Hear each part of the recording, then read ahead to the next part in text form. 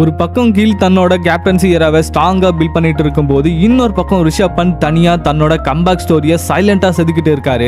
கடைசி 2 வருஷத்துல பந்த் ரொம்பவே கஷ்டப்பட்டுட்டாரு. அந்த சம்பவம் எல்லாருக்கும் ஞாபகம் இருக்கும்னு நினைக்கிறேன். 2022 டிசம்பர் 30 அப்போ பந்த் தன்னோட ஃபேமிலியை பார்க்க அவரோட மெர்சிடிஸ் பென்ஸ்ல தனியா டிரைவ் பண்ணிட்டு போயிட்டு இருக்கும்போது மார்னிங் 5:30 அதுமா தூக்க கலக்கத்துல லைட்டா கண்ணசந்து இருக்காரு. அந்த கேப்ல கார் ஆக்சிடென்ட் ஆகிடுச்சு. கார் ஃபுல்லி ஃபயர் ஆகிடுச்சு. கொஞ்ச நேரம் விட்டு இருந்தா பந்த் அந்த காரோட காலியாகி இருப்பாரு. அவரோட நல்ல நேரம் அந்த பக்கம் வந்த ஒரு பஸ் டிரைவர்ஸ் அவரை காப்பாத்தினாங்க. பந்தோட உடம்பு முழுக்க ரத்தம், பல இடங்கள்ல பல காயங்கள் வேற. ரைட் நீல லிக்மெண்ட் டியர், பேக் அண்ட் ஃபோர்ல டீப் கட்ஸ் அண்ட் ஹேண்ட்லயும் மல்டிபிள் பிராக்சர்ஸ் வேற. இந்த வலியோட இவர் பெட்ல இருந்து எந்திரிக்கவே பல மாதங்கள் ஆச்சு. ரொம்ப நாளைக்கு நடக்கவே கஷ்டப்பட்டாரு. 2023 ஐபிஎல்லையும் மிஸ் பண்ணாரு. இவரோட இந்த நிலைமையை பார்த்த பல பேர் பந்த் அவ்வளவுதான், அவரோட கிரிக்கெட் லைஃபே முடிஞ்சு போச்சுன்னு சொன்னாங்க.